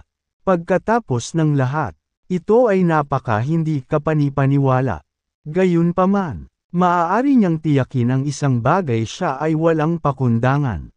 Napakawalan siya, sa katunayan, na bumalik siya upang lipulin si Lukjan Owen at ang unang emperador ng dugo na unang nireranggo sa Elysian Rangkang. Dahil nag-aalala siya sa kaligtasan ng sect leader ng Celestial Sect. Hindi siya umalis. Sa halip, umupo siya sa isang lotus na posisyon sa lupa at mabilis na nakatalyze ang true energy. Gayunpaman, nang makatalyze ang true energy, ang gu sa loob ng kanyang katawan ay nagsimulang ngumuya at nilagitan ang kanyang laman. Sampain ka, angal ni James. Pinilit niya ang true yang energy para sapilitang lipulin ang gu. Kahit na ang gu ay malipol. Kailangan niyang magdusa ng matinding sakit at kanilang panloob na pinsala. Kaya niyang tiisin ang sakit para sa mga panloob na pinsala. Madali niyang mapagaling ang mga ito kapag nalipol na ang gu. Bumalik si Thea na may hawak na malevolent sword. Pagbalik niya, naroon pa rin si Lukjan at ang Blood Emperor. Mukhang nasa kalagitnaan sila ng usapan. Sa pagkakataong iyon, napalingon ang dalawa at nakita si Thea at ang nakabukas niyang espada. Ito ay isang itim na espada na naglalabas ng nakasusuklam na presyo. Gaano ka persigido? Dumilim ang mukha ni Lupjan. Tumingin kay Blood Emperor. Sinabi niya, alisin muna natin ang sect leader ng Celestial Sect sa ngayon. Tumango ang Blood Emperor. Sabay na lumipad sa langit ang dalawa at pinalibutan si Thea. Sa hawak na ng malevolent sword. Ang lakas ni Thea ay napalakas ng husto. Pinutol niya ang kanyang espada. At ang malakas na sword energy ay dumiretso kay Lupjan. Itinaas ni Lupjan ang kanyang epee upang ilihis ang pag-atake. Ang epee ay kumislap, at ang sword energy ay sumabog. Gayunpaman, agad silang nabasag ng demonic sword. Kumalabog. Ang nakakatakot na itim na sword energy ay tumama sa epee.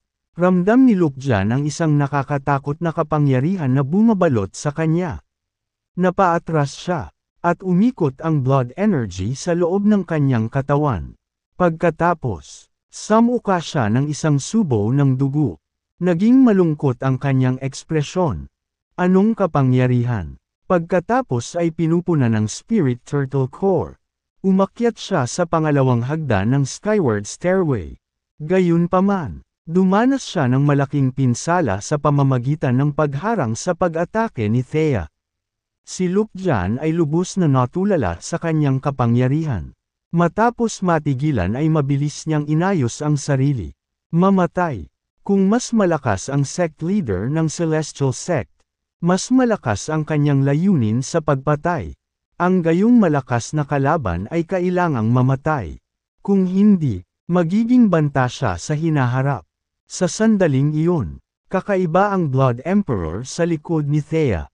Mula sa kanyang manggas, iniunat niya ang kanyang nangungunot na braso at itinaas ito habang ang malakas na true energy ay natipon sa kanyang palad. Naapektuhan ng tunay na enerhiya si Thea, na naramdaman ang pagsipsip ng kanyang dugo. Damn it! Nagmura si Thea at ibinato ang kanyang espada. Ginamit niya ang demonic sword art na puno ng murderous energy. Ang isang slash ay naglalaman ng napakalaking kapangyarihan. Kabanata 14:15. Ang Blood Emperor ay hindi nang ahas na tanggapin ang kanyang suntok at nagmamadaling umiwas. Hawak ang epee sa kamay. Si Lupjan ay sumugod sa kanya at sumigaw. Gamitin mo ang lahat ng iyong lakas. Kung hindi, hindi natin matatalo ang sect leader ng Celestial Sect. Nakuha ko. Sigaw ng Blood Emperor. Isang pulang kinang ang lumabas sa kanyang palad at nabuo ang isang mahabang pulang espada. Hawak ang espada sa kanyang kamay. Inatake niya si Thea mula sa likuran. Nagpapatuloy ang matinding labanan. Sa kapangyarihan ng Spirit Turtle. Ang demonic sword art. Ang demonic breath. At ang kanyang murderous energy. Nagawa ni Thea na tumayo sa kanyang kinatatayuan laban sa dalawa sa pinakamakapangyarihang tao sa mundo. Sa isang bato sa di kalayuan, nakaupo ang isang matandang lalaki na nakasuot ng puting damit. Pinagmamasdan niya ang labanan mula sa malayo. Nang makita ang nakamaskarang Thea at ang malevolent sword na hawak niya. Ang kanyang ekspresyon ay seryoso. The malevolent sword. Sino ang sect leader ng Celestial Sect? Si Thea ba? Ang lalaki ay walang iba kundi si Thomas Caden. Siya ay kasalukuyang nasa tuktok ng huling yugto ng ikawalong ranggo at isang hakbang ang layo mula sa pag-akyat sa Skyward Stairway. Kahit na hindi niya nakuha ang Spirit Turtle Core, nakuha niya ang abdo nito. Ang abdo ay hindi gaanong masama kaysa sa core. Sa nakalipas na ilang buwan, siya ay nasa closed-door meditation. Matapos malaman ang International Martial Arts Conference, nagmamadali siyang pumunta rito para manood ng palabas. Gayunpaman, hindi siya nagpakita ng kanyang sarili. Sa halip, ikinubli niya ang sarili sa mga anino. Nang makita ang malevolent sword na hawak ng sect leader ng Celestial Sect, pinaghinalaan ni Thomas ang kanyang pagkakakilanlan. Naalala niya na maaaring baliwalain ni Thea ang masamang epektong dulot ng malevolent sword. Alam din niyang nasa kanya ang malevolent sword. Gayunpaman, alam niya na si Thea ay isang third-rank Grandmaster lamang. Samantala, ang sect leader ng Celestial Sect na nauna sa kanya ay nasa ika-8 ranggo pataas. Dapat umakyat siya sa ikalawang hagdan ng Skyward Stairway. Demonic Sword Art. Makikilala ni Thomas ang Invincible Sword Technique na nilikha ng Malevolent King habang siya ay nasa isang estado ng pagkabaliw. Nakita na niya ang sword technique noon ngunit wala siyang paraan para linangin ito. Kaya, nang makita ang sect leader ng Celestial Sect na gumagawa ng ganoong paraan, hindi niya maiwasang tumayo at bumulalas. Sino iyon? Malungkot ang kanyang ekspresyon. Nakakalungkot na true energy. Ang pagsasagawa ng demonic sword art kasama ang kanyang true yin energy ay nagbigay daan sa kapangyarihan ng demonic sword art na maabot ang mas mataas na taas. Inalok ni Thomas ang kanyang mga pagsusuri habang pinapanood niya ang labanan mula sa malayo. Nang makitang nakatayo si Thea mag-isa, bumili ng tibok ng puso niya. Nagpapatuloy ang labanan. Samantala, ang Gu Sect ay mabilis na umalis matapos dukutin ng mga martial artist. Gayunpaman, bago sila makaalis, isang lalaking nakasuot ng maskara ang hamarang sa kanilang dinadaanan. Nakatayo siya sa gitna ng daanan habang nasa likod ang mga kamay. Isang martial artist ng Gu Sect ang nag-awit ng kanyang espada at sumigaw. Sino nandoon? Dahan-daang tinanggal ni Callan ang maskara niya. Ano? Nang makita ito, ang mga martial artist ng Gu Sect ay natigilan at napaatras. Nakasuot ng walang ekspresyon sa kanyang mukha. Sinabi ni Callan, lahat kayo ay bahagi ng Gu Sect. Bilang dating sect leader, hindi ko kayang saktan ka. Gayunpaman, lahat kayo ay naligaw sa tamang landas. Umiling si Callan. Dati silang mga kampanya. Ngayon, nakipagsabuatan sila kay Lukjan at gumawa ng masasamang gawain. Nangako siya kay James na lipulin niya ang Gu Sect kung hindi niya magtagumpay ang mga disipulo ng sekta. Si Callan Maverick. Akala ko patay ka na. Bahagyang ngumiti si Callan. Sa isang kisap mata, nawala siya at muling lumitaw sa likod ng Gu Sect. Pagkatapos, bumagsak sila sa lupa at nakahiga doon na hindi gumagalaw. Napatulala ang mga dinukot na martial artist. Anong klaseng lugar si Saul? Bakit ito puno ng mga makapangyarihang martial artist? Kabanata 14:16. Alam ni Callan na si Lukjan ay malamang na hindi maganda. Kaya, tinambangan niya ang Gu Sect at nailigtas ang mga martial artist na dinukot. Kahit na mayroon siyang panlunas, pinili niyang manahimik tungkol dito. Binalak niyang ipaubaya ito kay James para payagan siyang manalo sa kanila. Matapos lipulin ang Gu Sect, umalis siya. Iniwan ang mga tulalang martial artist. Ay si Callan Maverick ba iyon? Kasama nila si Arsobispo Paul Ores. Nang marinig ang pag-uusap ni Callan at ng Gu Sect, natigilan siya. Akala niya patay na si Callan. Gayunpaman, lumabas na siya ay buhay pa rin at kasing lakas ng dati. Ibinaling niya ang kanyang ulo. Ang mga nakakatakot na alon ng enerhiya ay nag-iilaw pa rin mula sa Mount Olympus. Alam niyang nagpapatuloy pa rin ang matinding labanan. Lahat, umatras. Bilang isang martial artist na pumapangalawa sa Elysian Rankang, humakbang siya at pinatatag ang sitwasyon. Sa Mount Olympus, si Thea ay lumalaban ng isa laban sa dalawa, gamit ang kanyang Invincible Sword Technique. Unti-unti niyang nagawang lumabas sa ibabaw. Nagpapatuloy ang labanan. Ang dugo sa loob niya ay kumulo.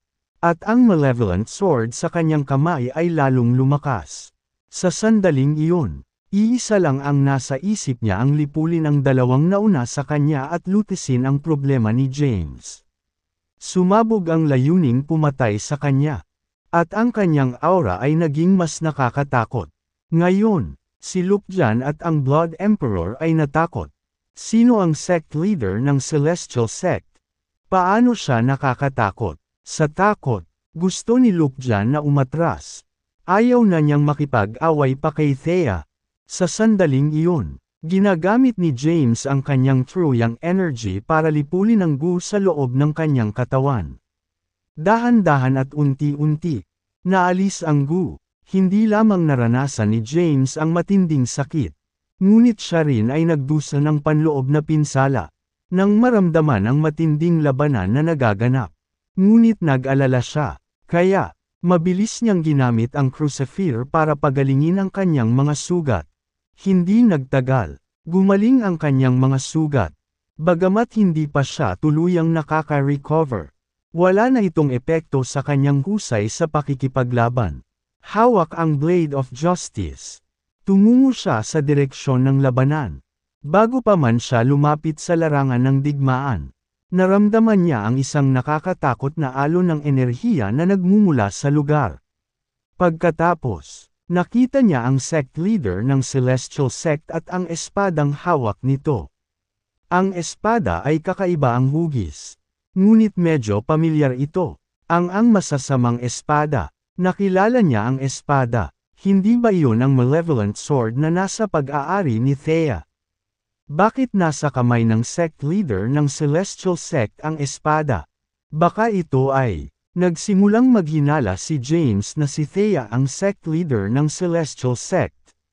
Habang tumitingin ito sa kanya, parang mas malamang, sumagi sa kanyang isipan ang pag-iisip. Pagkatapos, kaagad, umiling siya. No way, she can't be Thea. Alam niya ang lakas ni Thea. Hindi maaaring siya ito. Tutulungan kita. Sigaw ni James. Kahit sino pa ang sect leader ng Celestial Sect, dapat siyang makipagtulungan sa kanya at lipulin muna ang kalaban bago magtanong. Nasa gitna ng matinding labanan si Thea. Lalong lumakas ang killing intent sa puso niya. Pagkatapos, ang pag-iyak ni James ay nagpabalik sa kanyang malay. Ang layunin ng pagpatay sa kanyang puso ay nawala, at ang kanyang kapangyarihan ay hamina. Nang makita si James na papunta rito kasama ang Blade of Justice, nataranta at tahimik na bumulong sa ilalim ng kanyang hininga. Ano ang kailangan niyang dumating sa isang kinakailangang sandali? Ayaw na niyang ipagpatuloy ang laban. Kung tutuusin, paano niya ipapaliwanag ang mga bagay-bagay kay James kung nalantad ang kanyang pagkatao? Kabanata 14:17. Anong ginagawa mo dito? Nalasan ka. Umalis ngayon. Pinarusahan ni Thea si James. Sa sandaling iyon, si Lukjan at ang Blood Emperor na naliligaw ay sa wakas ay nabigyan ng pahinga. Nagmamadaling umatras ang dalawa. Sa isang kisap mata, lumapit si James sa tabi ni Thea. Sumulyap siya sa kanya habang tumingin kay Lukjan at sa Blood Emperor. Sinabi, "Wala na ang lason. Hayaan mo akong makatulong sa iyo. Deal with it yourself." Pagkasabi nun, umalis na si Thea. Ano ba? Natarante si James. Bakit siya umalis bigla? Hoy! Sigaw ni James. Gayunpaman, hindi nakita ni Thea. Sa ibaba, nasaksihan ni Thomas ang buong proseso. Ang sect leader ng Celestial Sect ay lumalakas sa araw-araw.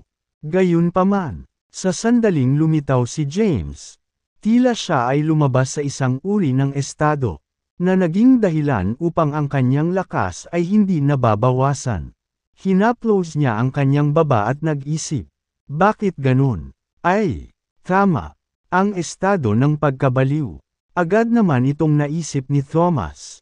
Nakita niya ang mga talaan ng demonic sword art sa pader na bato sa snow cavern. Ang demonic sword art ay maaari lamang isagawa sa kabuuan nito sa isang estado ng pagkabaliw. Tumingin si Thomas sa direksyon kung saan umalis si Thea at bumulong. Si Thea kaya, ang dugo ba ng spirit turtle sa loob niya ay naging dahilan ng paglaki ng kanyang lakas. Samantala, nagkatinginan sina Lukjan at ang Blood Emperor. Tapos, tumango sila. Wala silang pagkakataon laban sa sect leader ng Celestial Sect. Ngayon, gayunpaman, wala na siya, at bumalik si James. Walang paraan na hindi nila matatalo si James nang magkasama. James, nakatakas ka sana. Gayunpaman, bumalik ka upang mamatay. Nagdilim ang mukha ni Lupjan. At naglakad papunta kay James sa hangin. Hawak ang isang dugong pulang espada sa kanyang kamay. Ang Blood Emperor ay dahan-daang lumapit kay James. Tiningnan ni James ang dalawang pinakamakapangyarihang tao sa mundo. Hawak ang Blade of Justice sa kanyang kamay. Sumambulat ang kanyang aura. Kawili-wili. Isang tawa ang dumating. Pagkatapos, lumitaw si Thomas. Alam niyang magkakaproblema si James kapag hindi siya nagpakita kaagad. Bagamat malakas si James, hindi niya kayang labanan ang dalawa ng mag-isa. Lolo, nang makita si Thomas, sumilay ang ngiti sa mukha ni James. Isang maliit na kaway si Thomas. Harapin muna natin ang kalaban. Sa sandaling iyon, nakarating na si Callan matapos lipulin ang mga disipulo ng Gu sect. Nang makita niya ang hitsura ni Thomas, ngumiti siya at sinabing, "Ngayong nandito na si Thomas, wala akong magagawa." Nang makita si Thomas, naging malungkot ang ekspresyon ni Lupjan. Lumapit ang Blood Emperor kay Lupjan at bumulong. Sino siya? Pabulong na sagot ni Lupjan. Siya ang lolo ni James. Siya ay isang mahirap na tao. Upang sabihin ang hindi bababasa. Kung magsanib puwersa sila, wala tayong pagkakataon laban sa kanila. Dapat tayong mag-retreat sa ngayon. Ma'am, tumango ang Blood Emperor. Thomas, James. Hanggang sa susunod. Pagkatapos, nawala si Lupjan ng walang bakas. Saan sa tingin mo pupunta ka? Sinadya ni James na humabol. Pinigilan siya ni Thomas at sinabing, "Sige na, itigil mo na ang paghabol." Kung balak niyang tumakbo, kahit hindi ko siya mapipigilan. Huminto si James, nakasuot ng malungkot na hitsura sa kanyang mukha. Sinabi niya, "Lolo, iyon ay isang perpektong pagkakataon upang patayin siya." Sabi ni Thomas, "Hindi pa dumarating ang oras. Pilit kong iniwan ang aking saradong pagmumuni-muni. Dahil hindi pa matatag ang aking kaharian. Hindi ko ginagamit ang aking buong lakas." Tanong ni James, "Siya nga pala, sino ang sect leader ng Celestial Sect? Bakit siya nag-save ng maraming beses?" Nang marinig ito, napatingin si Thomas kay James. Pagkatapos mag-isip sandali, sinabi niya, "Paano ko malalaman? May iba pa akong dapat asikasuhin. Magpapaiwan na ako. Mag-ingat na huwag mahulog sa mga panlilinlang ni Lupjan sa darating." Hindi nagtagal si Thomas. Pag-iwan sa pananalitang ito, nagmamadali siyang umalis. Kabanata 14:18. Umalis siya ng ganun-ganun lang. Umalis ang sect leader ng Celestial Sect. At ganoon din si Thomas. Si James na lang ang natira. Nakatayo sa tuktok ng Mount Olympus. Na naging mga durog na bato. Pinagmasdan ni James ang kanyang paligid. Hinaplos niya ang kanyang baba.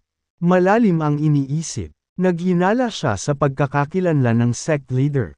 Mabango, malambot at makinis na balat. Babae, malabong espada, Thea. Ang lahat ng mga pahiwatig ay nakaturo sa isang tao, si Thea Callahan. Taglay ni Thea ang malevolent sword. Nakita niya itong humawak ng espada ng maraming beses. Gayunpaman, inalis niya kaagad ang mga salubing iyon. Natagpuan niya ang mismong ideya na hindi kapani-paniwala. Paano naging malakas si Thea? Imposible naman. Binalak niyang tanungin si Thea sa kanyang pagbabalik kay Saul. Palihim na bumalik si Thea pagkaalis niya. Nag-aalala siya sa kaligtasan ni James pero hindi siya nagpakita. Sa halip, itinago niya ang sarili sa mga anino. Nang makitang si Lupjan at ang Blood Emperor ay nakatakas at si Thomas ay nagpakita ng kanyang sarili. Nakahinga siya ng maluwag. Suot ang panlulumo sa mukha niya. Napabuntong hininga siya sa frustration. Bakit kailangan niyang dumating sa ganitong kritikal na sandali? Kung hindi niya ginawa, napatay ko sana si Lupjan at ang Blood Emperor. Bitter si Thea sa katotohanang pinayagan niyang makatakas ang dalawang masasamang utak.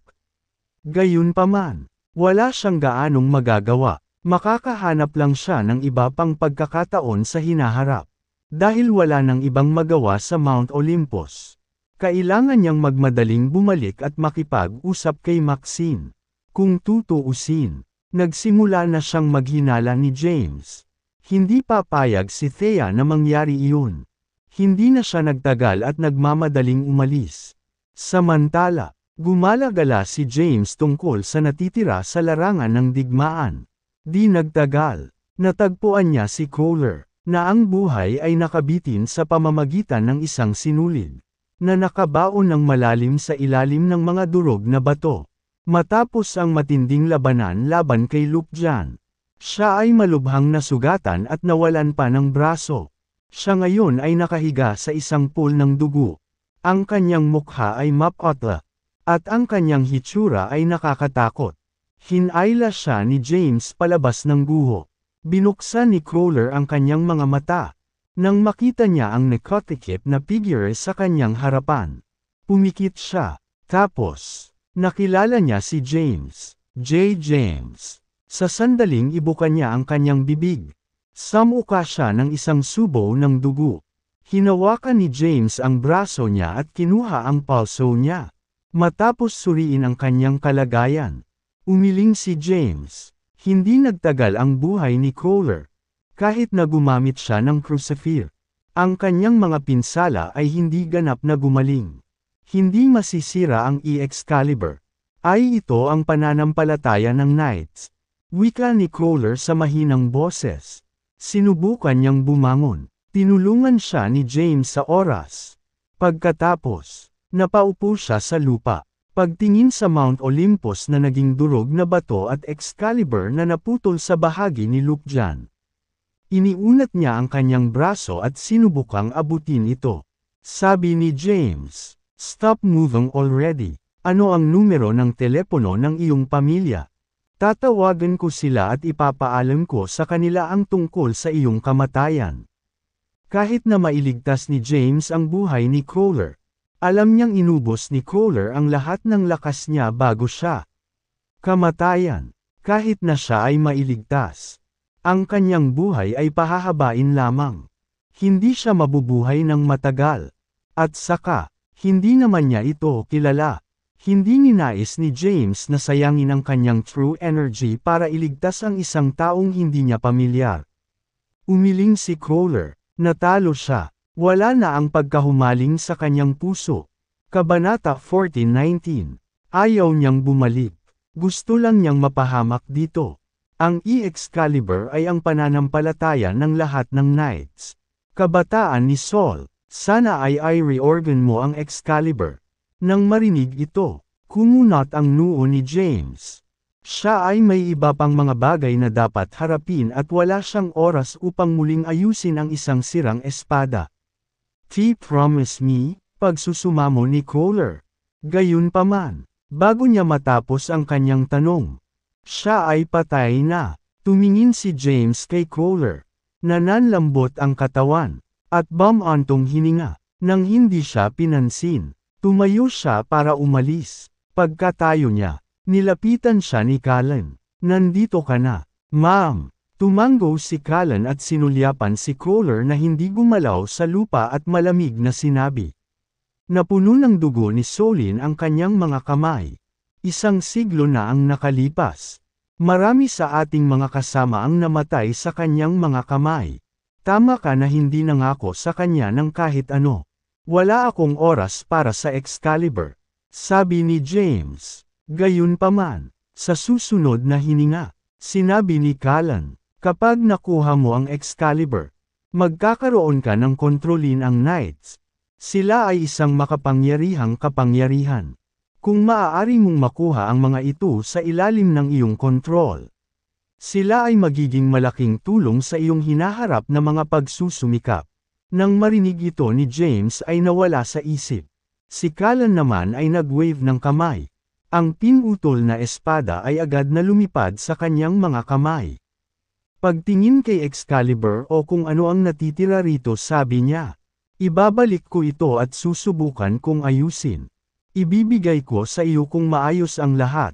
Nga pala, lahat ng martial artist ay nalasan ng Gu Venom ni Luke Jan. Nilipol ko na ang mga disipulo ng Gu sect at nailigtas ang mga dinukot. Gayunpaman, hindi ko sila binigyan ng antidote. Iiwan ko sa iyo ang assignment na ito. Ito ang perpektong pagkakataon para makuha sila sa iyong panig. Ngumiti si James at sinabing, "Salamat sa pagiging makonsiderasyon mo. Sige, hindi na kailangan ng formalities between us. Dahil wala naman akong ibang gagawin. Babalik muna ako sa Sol sa ngayon." Hindi nagtagal si Callan at pasimpleng umalis kasama ang sirang Excalibur. Pagkaraan ng ilang hakbang, bumalik siya at inihagis kay James ang isang itim na bote, na nagsasabing, "Nasa loob ang panlunas." Tapos, binigyan niya ng formula si James. Para sa iba pa, sundin lang ang mga tagubilin ng formula. Tinanggap ito ni James at sinabing, "Salamat." Tumalikod na si Callan para umalis.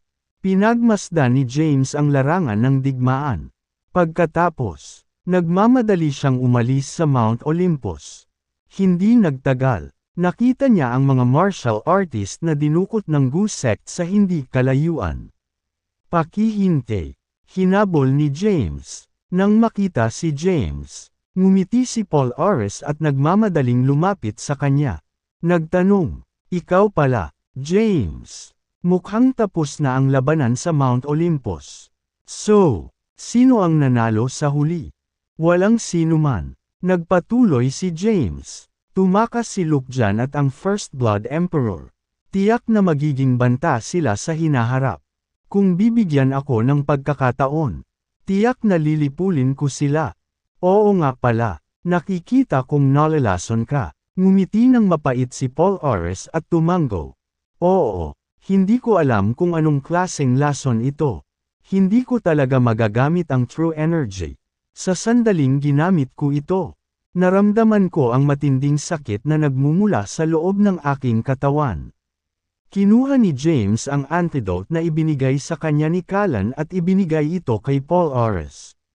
Na nagsasabing, "Narito, ito ay para sa iyo." "Ma'am." Inubos ni Paul Ares ang antidote.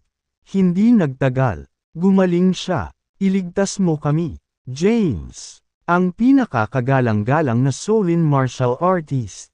"Mangyaring bigyan ako ng isang antidote." Marami ang nakiusap. Ibinigay sa kanila ni James ang natitirang panlunas at sinabing, "Iyan lang ang mayroon ako ngayon. Kapag bumalik ako, gagawa pa ako."